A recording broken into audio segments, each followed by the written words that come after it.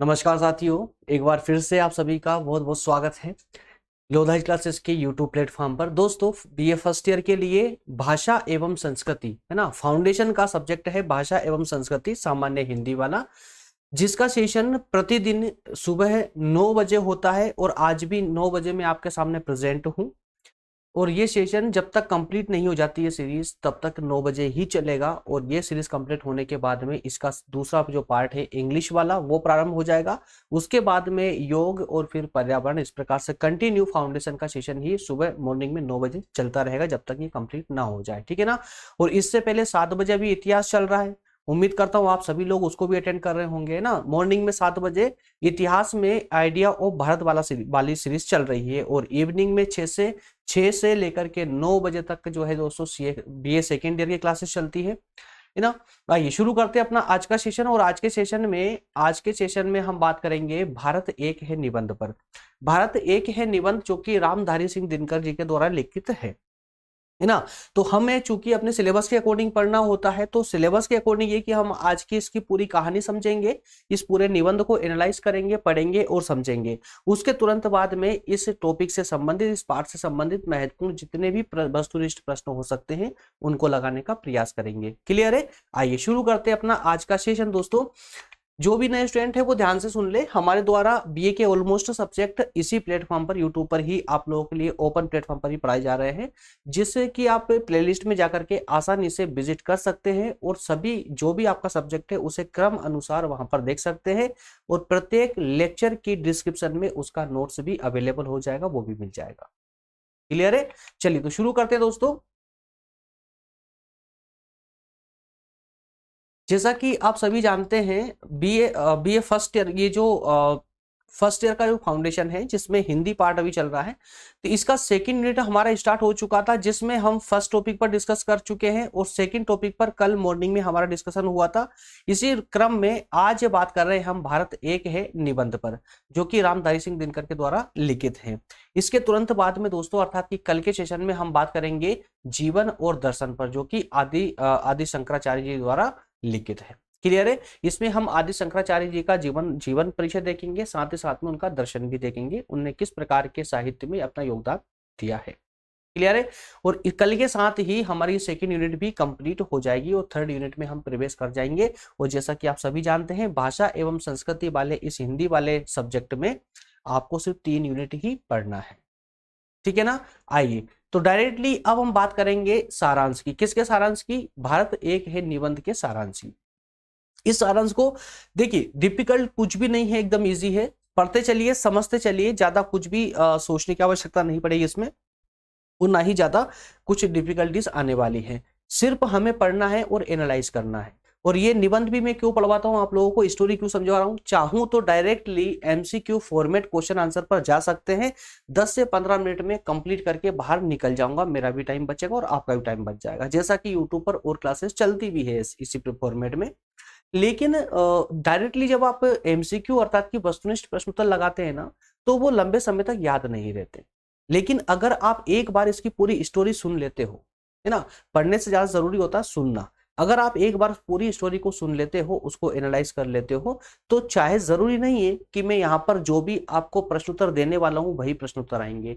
अगर कोई नए प्रश्नोत्तर भी बनकर आ जाते हैं तो भी आप उनको सटीकता के साथ कर पाएंगे। यहाँ पर आपको कुछ भी नोट डाउन करने की आवश्यकता नहीं है। याद रखिएगा, इस हिंदी में कुछ भी नोट डाउन करने की आवश्यकता नहीं है, सब कुछ स्मूथ चलने वाला है। और पूरा पीडीएफ में आपको देने वाला हूँ डिस्क्रिप्शन के माध्यम से, वहां पर लिंक मिलेगी, वहां जहां से आप आसानी से डाउनलोड कर सकते हैं।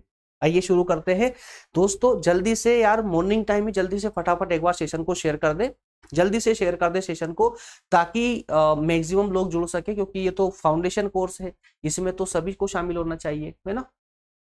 चलिए शुरू करते हैं। और जितने लोग भी देखते हो ना, लाइक का बटन दबा दिया करो यार, इससे क्या ना, एक पॉजिटिव इंप्रेशन पड़ता है, वीडियो पर पॉजिटिव इंप्रेशन पड़ता है, जिससे यूट्यूब को यह समझ आता है कि जो वीडियो चल रहा है इंपॉर्टेंट है, तो आगे तक और सजेस्ट करता है, आप और भी स्टूडेंट तक सजेस्ट करता है, यूट्यूब खुद ही करता है ना। इसलिए मैं आपको बार बार बोलता हूं कि वीडियो को देख रहे हो ना, तो देखते ही उसको लाइक जरूर कर दिया करो, 1-2 मिनट देख करके लाइक कर दिया करो, ठीक है ना। इतना तो सहयोग आप लोग कर ही सकते हो ना, इससे ज्यादा तो कुछ नहीं मांग रहा हूं आप लोगों से मैं ना। तो इतना सहयोग कीजिए और थोड़ा सा फॉरवर्ड करते रहिए, शेयर करते रहिए अपने ग्रुप में या फ्रेंड्स के साथ में, जो भी आपके क्लासमेट वगैरह हैं उनके। चलिए, निबंध को मैं दोस्तों पढ़ रहा हूँ और साथ में एनालाइज करते चलेंगे, है ना। बस एक फोकस बना करके बैठ जाइए। अब कमेंट में थोड़ा सा कम आइएगा, कमेंट में ज्यादा मत, थोड़ा सा ध्यान दीजिए पार्ट पर। पहले इसको फोकस कर लीजिए, कमेंट तो बाद में भी कर सकते हैं, कोई प्रॉब्लम नहीं है, ठीक है ना। देखिए, भारत एक है निबंध रामधारी सिंह दिनकर जी की पुस्तक हमारी सांस्कृतिक एकता से लिया गया है। क्या कहा गया, ध्यान दीजिएगा यहाँ पर, है ना। एक एक पॉइंट पर ध्यान दीजिएगा, यहाँ से वस्तुनिष्ठ प्रश्न उत्तर बनेंगे, ठीक है। तो भारत एक है जो निबंध है, यह रामधारी सिंह दिनकर जी की पुस्तक हमारी सांस्कृतिक एकता से लिया गया है। इस निबंध में भारत की सांस्कृतिक विविधता को स्पष्ट करते हुए दिनकर जी लिखते हैं कि, रुकिए एक मिनट, अब कौन सी एकता को, कौन सी विविधता को, सांस्कृतिक विविधता को स्पष्ट करते हुए ना, कौन सी विविधता, सांस्कृतिक विविधता को स्पष्ट करते हुए दिनकर जी लिखते हैं कि यदि हम भारत के नक्शे को देखें, यदि हम भारत के नक्शे को जरा गौर से देखें तो देश के 3 भाग प्राकृतिक दृष्टि से स्पष्ट दिखाई पड़ते हैं। कहने का अर्थ यह है कि अगर हम भारत के नक्शे को, भारत के मैप को अगर ठीक से देखें, प्राकृतिक दृष्टिकोण से देखें, तो भारत के हमें 3 भाग स्पष्ट दिखाई देते हैं। कौन कौन से 3 भाग, पहला भाग दिखाई देता है उत्तर, अर्थात कि जम्मू कश्मीर से लेकर के, अर्थात हिमालय से लेकर के और उत्तरांचल तक, मतलब विंध्याचल पर्वत श्रेणी तक, ठीक है ना। पहला भारत का उत्तरी भाग, भारत का उत्तरी भाग कहां से कहां तक का दोस्तों, तो यह है हिमालय से लेकर के विंध्याचल पर्वत श्रेणी तक का मध्य भाग हो जाएगा। दूसरा भाग विंध्याचल पर्वत श्रेणी से लेकर के कृष्णा नदी तक का, कृष्णा नदी कहां पर है, जो कि दक्षिण में है ना, दक्षिण में है। तो विंध्याचल पर्वत श्रेणी से लेकर के कृष्णा नदी तक का भाग अलग दिखता है प्राकृतिक रूप से। और तीसरा जो अंतिम भाग है वो कृष्णा नदी से लेकर के दक्षिण के भारत, दक्षिणी भारत के अंतिम छोर जो अंतरीप द्वीप आता है दोस्तों, अंतरीप तक, है ना, अंतरीप तक का भाग अलग ही दिखता है मैप में अगर देखते हैं हम तो। ध्यान दीजिएगा, है ना, यहां से प्रश्न उत्तर बनेंगे आपके। भारत के इतिहास व प्राकृतिक ढांचे में ऐसी कोई बात अवश्य है जो कोई भी उसकी राष्ट्रीय एकता और अखंडता को नष्ट करने का साहस नहीं कर पाया। यहाँ की जलवायु, रहन सहन, खान पान, तीज त्योहार सभी में भिन्नता होने के बाद भी पूरा राष्ट्र एकता के सूत्र में बंधा हुआ है। हालांकि भाषाई भेद इस एकता के समक्ष एक खतरा बनकर के उपस्थित हो रहा है। भाषाई भेद मतलब कि भारत में जो भाषाओं में विविधताएं हैं, है ना, ये हमारे लिए आज सबसे बड़ा खतरा बन चुकी है, भाषाई विभेद, है ना। अगर पूरा भारत एक भाषा की माला में पिरो जाए, अगर एक भाषा में बंध जाए पूरा भारत, तो हमारे लिए बहुत सारी मुश्किलें अपने आप ही समाप्त हो जाएगी, बहुत सारी मुश्किलें आसान हो जाएगी। लेकिन घबराने की जरूरत नहीं है। व्यापक प्रचार प्रसार के कारण, हिंदी के व्यापक प्रचार प्रसार के कारण स्थितियां नियंत्रित हो रही है। भारत के हिंदू और मुस्लिम दोनों ही वर्गों के बीच एक सांस्कृतिक एकता है जो उन्हें दूसरे देशों से एकदम अलग बनाती है, जो कि भारत की एक विशेषता भी रही है। तमाम विभिन्नताओं को समेटकर भारत एक पूर्ण देश बनने में सफल साबित हुआ है। मौर्यों द्वारा मौर्य शासकों द्वारा कंधार को भारत में मिला लेने का प्रयास हो, या फिर महमूद गजनवी द्वारा भारत पर राज करने की प्रबल इच्छा हो, सभी नाकामयाब सिद्ध इस मायने में हुए हैं कि प्रकृति ने भारत को एक स्वतंत्र देश के रूप में अपनी पहचान बनाने का एक अनुपम उपहार प्रस्तुत किया है। यहां पर कहने का यह प्रयास किया जा रहा है लेखक के द्वारा कि चाहे मौर्य शासकों के द्वारा कांधार को भारत में मिलाने का प्रयास हो, या फिर महमूद गजनबी के द्वारा भारत पर राज्य करने का उसका सपना हो, दोनों ही असफल रहे हैं। कारण भारत की प्राकृतिक विशेषता के कारण, भारत की प्राकृतिक विशेषता, है ना। प्रकृति ने भारत को जो अनुपम उपहार दिया है, प्राकृतिक अनुपम उपहार दिया है, उसी के कारण भारत एक अपनी स्वतंत्र पहचान बनाने में सक्षम हुआ है, कामयाब हुआ है। वह हम सभी के लिए गौरव का विषय है। जो एक स्वतंत्र प्रकृति लिए हुए है भारत, वह हम सभी के लिए क्या है, एक गौरव का विषय है।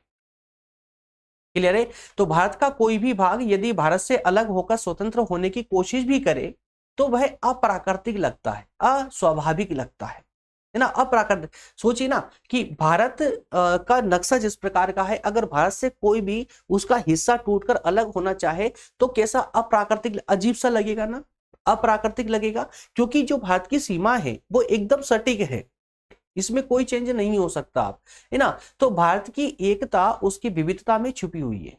अगर हम भारत की एकता की बात करें तो भारत की जो जितनी भी विविधताएं हैं उनमें ही हमारी एकता छिपी हुई है। भारत देश में भिन्न भिन्न भाषाएं बोली जाती है, जैसे हिंदी, उर्दू, मराठी, गुजराती, तेलुगु, कन्नड़, कई प्रकार की लगभग 22 भाषाओं का जिक्र हमारी 8वीं अनुसूची में भी किया गया है, भारतीय संविधान की अनुसूची में किया गया है। कितनी? 22 भाषाओं का उल्लेख, है ना। किंतु अलग अलग भाषाओं के भीतर बहने वाली हमारी भावधारा एक ही है तथा प्रायः हम एक ही तरह के विचारों और कथा वस्तुओं को लेकर अपनी अपनी बोली में साहित्य की रचना भी करते हैं। भारत के प्रत्येक क्षेत्र में अपनी अपनी बोली में साहित्य की रचना की जा रही है, और जिस साहित्य को पढ़ने में वो सक्षम नहीं हो, है ना, जिस भाषा को दूसरे क्षेत्र के लोग पढ़ने में सक्षम नहीं है, उसका उनकी बोली में, उनकी भाषा में, क्षेत्रीय भाषा में अनुवाद किए जा रहे हैं। रामायण और महाभारत को लेकर के भारत की सभी भाषाओं के बीच एक अद्भुत एकता दिखाई देती है। रामायण और महाभारत को लेकर के सभी भाषाओं के बीच एक अद्भुत एकता दिखाई देती है। क्यों देती है? क्योंकि आज वर्तमान में तक रामायण और महाभारत का लगभग सभी भाषाओं में अनुवाद हो चुका है, और इस अनुवाद को देखकर ही लगता है कि ये ऐसे महाकाव्य हैं जिन्हें प्रत्येक धर्म के लोगों के द्वारा पढ़ा और समझा जा रहा है, बल्कि विश्व के प्रत्येक कोने में इसको पढ़ा और समझा जा रहा है, क्योंकि ये दोनों काव्य सबके उपजीव्य रहे हैं। इसके सिवा संस्कृत और प्राकृत में भारत का जो साहित्य लिखा गया था उसका प्रभाव भी सभी भाषाओं की जड़ में काम कर रहा है। विचारों की एकता जाति की सबसे बड़ी एकता होती है। विचारों में जो एकता होती है वो जाति की सबसे बड़ी एकता कहलाती है। भारत में विभिन्न परंपराओं, भाषाओं और संस्कृति के लोग होने के बावजूद भी विचारों में एकता बनी हुई है।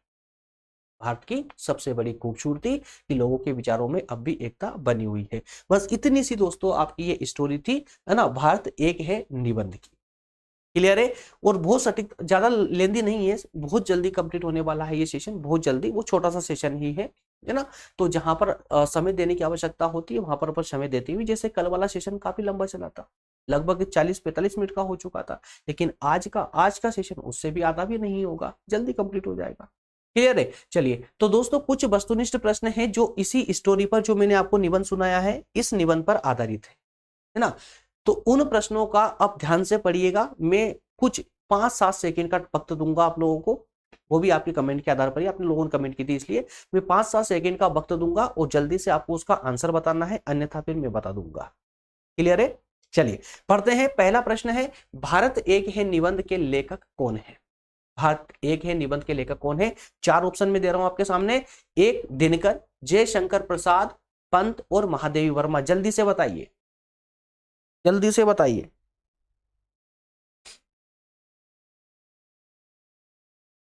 चलिए मैं देख रहा हूं। चलिए मैं बता देता हूं, ठीक है ना। हाँ, ऑप्शन ए करेक्ट हो जाएगा, दिनकर साहब, है ना। ये सामान्य सा प्रश्न था, एकदम शुरुआत वाला सामान्य सा प्रश्न, थोड़े से धारा में भेजाइए। चलिए अगला प्रश्न लेते हैं। अगला प्रश्न है, जल्दी से पढ़िए। दिनकर के अनुसार प्राकृतिक दृष्टि से भारत के कितने भाग हैं? दिनकर के अनुसार प्राकृतिक दृष्टि से भारत के कितने भाग हैं?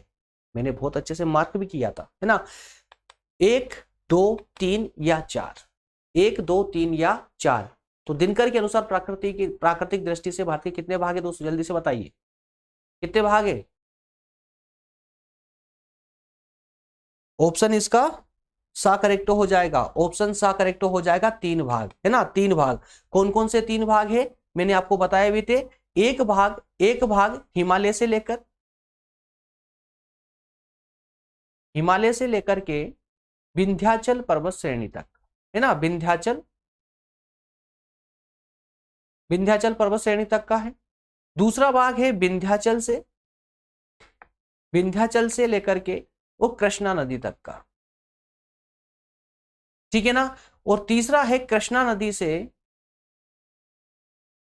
नदी से और अंतरीप तक का,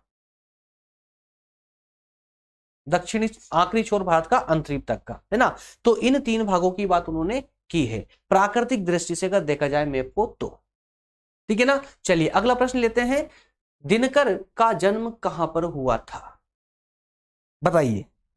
इस पर मैंने चर्चा नहीं की स्टोरी में, क्या बता पाएंगे आप लोग? चलिए, option A Delhi, B Bihar, C अर्थात किस्सा मध्य प्रदेश, या फिर कलकत्ता, जल्दी से बताइए। लगाओ तुक्का लगाओ यार, जल्दी से लगाइए तुक्का।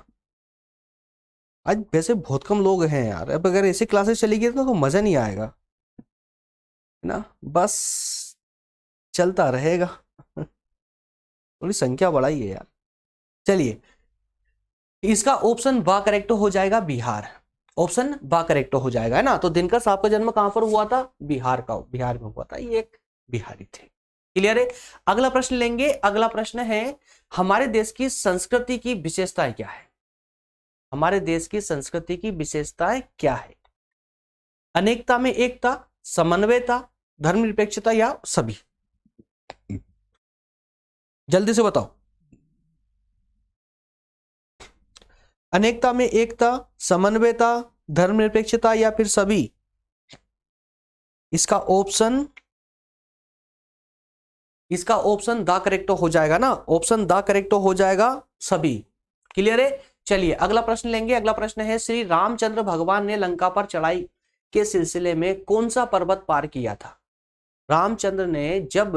श्री राम ने जब लंका पर चढ़ाई की थी माता सीता को लाने के लिए, उस समय उन्होंने कौन सा पर्वत पार किया था? पर्वतों के नाम है हिमालय, विंध्याचल, ऋषभ, या कंचनजंगा, बताइए। हिमालय पर्वत को पार किया था, विंध्याचल को, ऋषभ को, या फिर कंचनजंगा को? क्या हुआ, नहीं याद आ रहा है? दोस्तों इसका ऑप्शन जो है ना बी करेक्ट होगा, विंध्याचल। याद रखिएगा, विंध्याचल से होते हुए ही गए थे ये, है ना। क्योंकि हिमालय, यार आप सोचिए ना, अयोध्या कहां पर है? अयोध्या से वनवास गए थे, कहां पर वनवास आए थे? मध्य प्रदेश के विंध्याचल पर्वतों में, ठीक है ना। तो यहां पर इस पर्वत को उन्होंने पार किया था, किसके लिए? लंका पर चढ़ाई करने के लिए, ठीक है ना। चलिए अगला प्रश्न है, 500 इंच से अधिक वर्षा किस स्थान पर होती है? मतलब हम कह सकते हैं कि सबसे ज्यादा वर्षा कहां पर होती है? 500 इंच से ज्यादा वर्षा कहां पर होती है? 500 इंच से, जी हाँ 500 इंच, सही सुन रहे हैं आप, 50 इंच नहीं बोला, 500 इंच। जहां हम 10-12 इंच के लिए तरस जाते हैं बारिश के लिए, ऐसा ही भारत में एक ऐसा स्थान है जहां पर 500 से भी ज्यादा इंच बारिश होती है। कौन सा स्थान है वो? ऑप्शन दे रहा हूं, चेरापूंजी, पंचमढ़ी, धार, या राजस्थान, बताइए। कहां पर है? दक्षिण के चेरापूंजी में, या एमपी के पंचमढ़ी में, एमपी के धार में, या फिर राजस्थान में? इसका राइट ऑप्शन, चलो आप बता दो। बता सकते हो, बहुत आसान है यार ये तो। चलिए इसका ऑप्शन करेक्ट हो जाएगा ए, ऑप्शन इसका करेक्ट हो जाएगा, है ना, चेरापूंजी। क्लियर है, चेरापूंजी, इसका चेरापूंजी क्लियर हो जाएगा। चलिए अगला प्रश्न लेते हैं। नेक्स्ट प्रश्न है,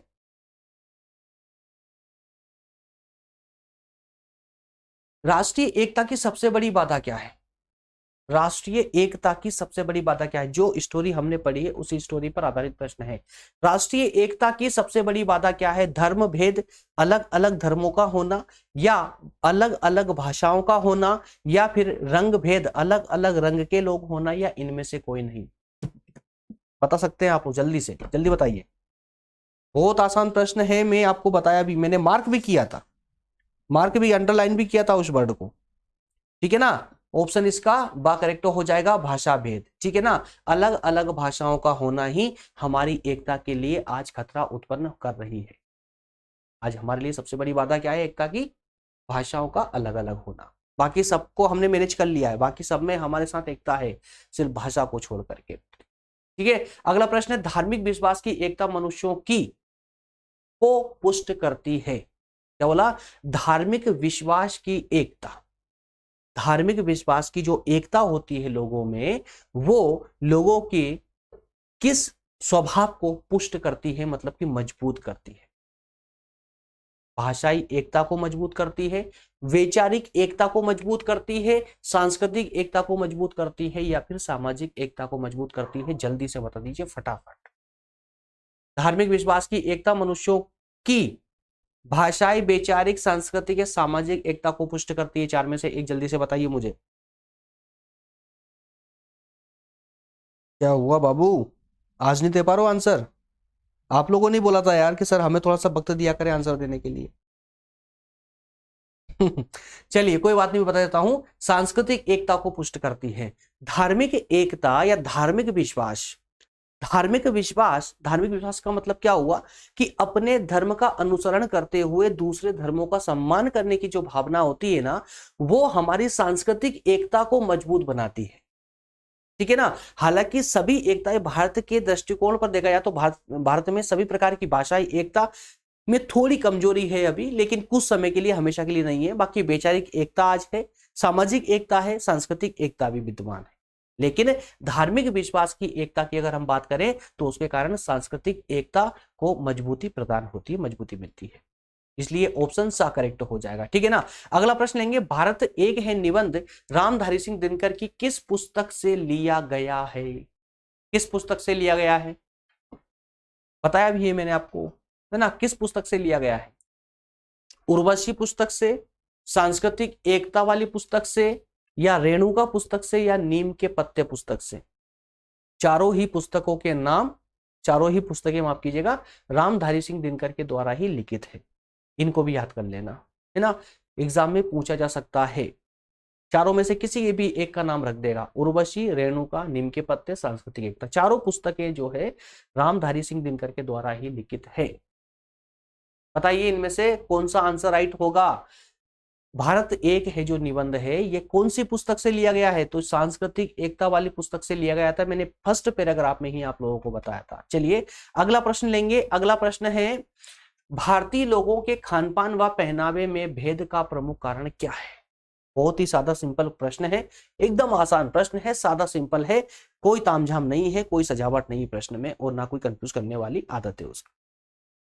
भारतीय लोगों के खानपान में या पहनावे में जो परिवर्तन या भेद देखने को मिलता है, अंतर देखने को मिलता है ना, जैसे राजस्थान का पहनावा अलग है तो मध्य प्रदेश का अलग है ना, इसी प्रकार से झारखंड या फिर कहेंगे दक्षिण भारत का अलग है तो पूर्व में अलग है। इस प्रकार से अलग अलग पूरा पहनावा अलग है, खान पान भी आपको अलग अलग देखने को मिलेगा। ये अंतर क्यों है, किस कारण अंतर है? चार ऑप्शन आपके सामने, धर्म के कारण, आदत के कारण, जलवायु के कारण, या उपरोक्त तीनों के कारण।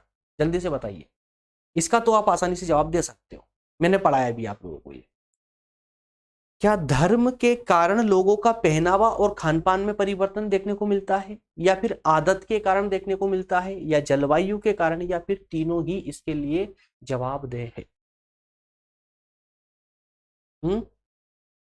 अगर आप लोग दा का सोच रहे हो ना, तो मैं आपको बता दूं कि आप जो है बिल्कुल गलत सोच रहे हो।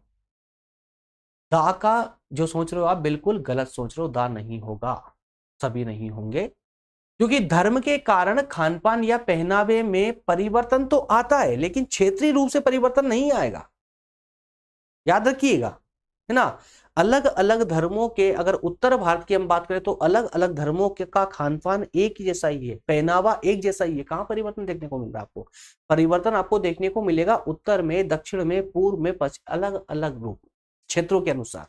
पहाड़ी क्षेत्रों का अलग पहनावा खानपान है, तो समुद्री इलाकों का क्षेत्र का अलग होगा, है ना, मध्य क्षेत्र का अलग होगा। इस प्रकार से अलग अलग मिलता है, तो वो सिर्फ कारण होता है जलवायु के कारण। ठीक है ना, जलवायु के कारण।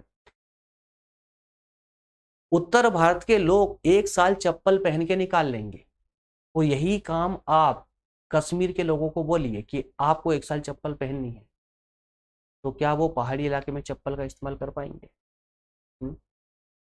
नहीं, है ना।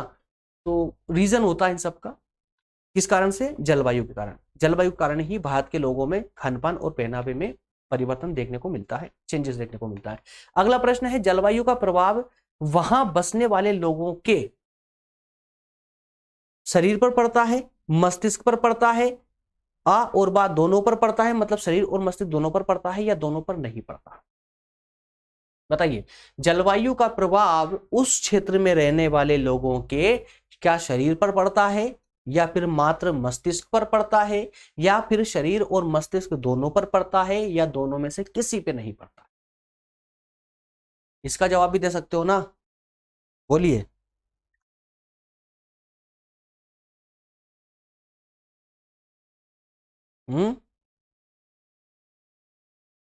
कैसे पहुंचोगे यूपीएससी तक तुम लोग यार? एक तो टीचर की बात आप सुनते नहीं हो, मानते हो नहीं। तो कई बार कहा थोड़ा सा शेयर करें ताकि मैक्सिमम लोग जुड़ेंगे, आप लोगों को भी सपोर्ट होगा, एक इंटरेस्ट बनता है मैक्सिमम ज्यादा लोगों के साथ पढ़ने में।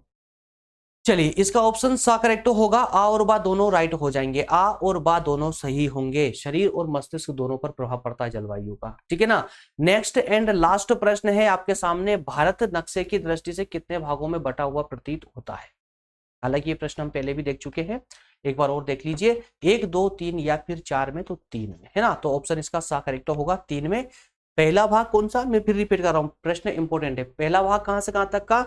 उत्तर भारत में हिमालय से लेकर विंध्याचल पर्वत श्रेणी तक, मध्य भारत में विंध्याचल पर्वत श्रेणी है वहां तक, फिर विंध्याचल पर्वत श्रेणी से कृष्णा नदी तक जो कि दक्षिण में है, और कृष्णा नदी से दक्षिण के आखिरी छोर अंतरीप तक, है ना, कुमारी अंतरीप बोला जाता है उसको, कुमारी अंतरीप तक।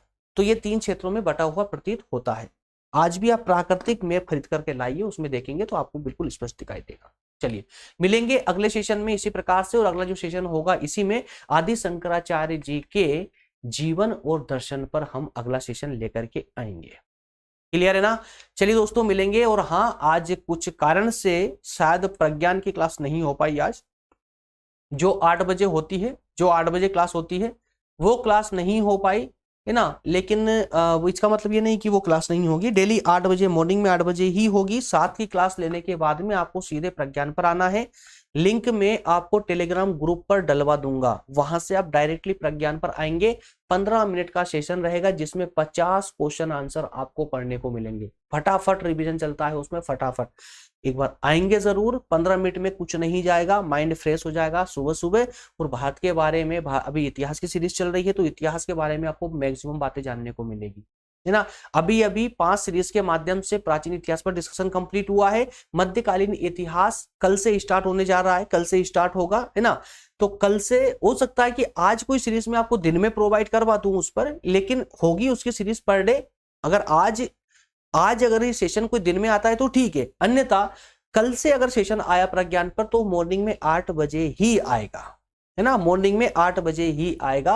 और अभी मध्यकालीन इतिहास पर हम सीरीज चालू कर रहे हैं, लगभग 4 से 5 क्लास मध्यकालीन सीरीज में होगी, जिसमें 50-50 क्वेश्चन डिस्कस करेंगे प्रत्येक सीरीज में। इस तरह से 250 से 300 क्वेश्चन आंसर एमसीक्यू फॉर्मेट में मध्यकालीन पर देखेंगे। और इसी प्रकार से कम 250-300 के आसपास हम आधुनिक इतिहास पर डिस्कस करेंगे, एमसीक्यू फॉर्मेट वाले क्वेश्चन आंसरों पर, जो सिर्फ बीए के लिए ही नहीं, आपके मस्तिष्क के ज्ञान की वृद्धि के लिए भी आवश्यक होगा। और अगर आप गलती से सोच रहे हैं कि मैं कोई कॉम्पिटिटिव एग्जाम की तैयारी करना चाहता हूं या चाहती हूं, या फिर स्टेट पीसीएस या फिर यूपीएससी जैसे कोई अच्छे से एग्जाम की तैयारी करना चाहते हैं ना, तो बहुत ज्यादा हेल्पफुल होगा। क्यों? क्योंकि प्रत्येक एग्जाम का एक रामबाण, एक ब्रह्मास्त्र होती है ल्यूसेंट जीके, जिसे मैं भी आप लोगों को रेफर करता हूं पढ़ने के लिए, जितने प्रतियोगी वाले परीक्षा वाले स्टूडेंट हैं।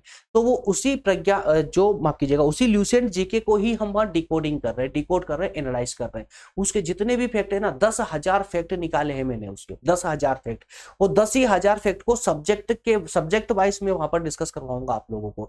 50-50 क्वेश्चन आंसर की सीरीज के माध्यम से 10,000 क्वेश्चन आंसर देखने वाले हैं। और आप खुद सोच करके देखिए, अगर 10,000 क्वेश्चन आंसर की सीरीज अगर आपने अटेंड कर ली तो आपके मस्तिष्क का, आपके ज्ञान का विस्तार कहां तक हो जाएगा, है ना। बहुत इंपॉर्टेंट सीरीज है दोस्तों, 15 से 20, बहुत छोटी होती है, 15 से 20 मिनट के अंदर अंदर ही होती है, ज्यादा लेंदी नहीं जाती वो सीरीज, याद रखिएगा, क्योंकि फटाफट रिवीजन होता है उसमें, उसको जरूर अटेंड करना, ठीक है ना। मिलेंगे अगले सेशन दोस्तों, मिलेंगे। थैंक यू, धन्यवाद।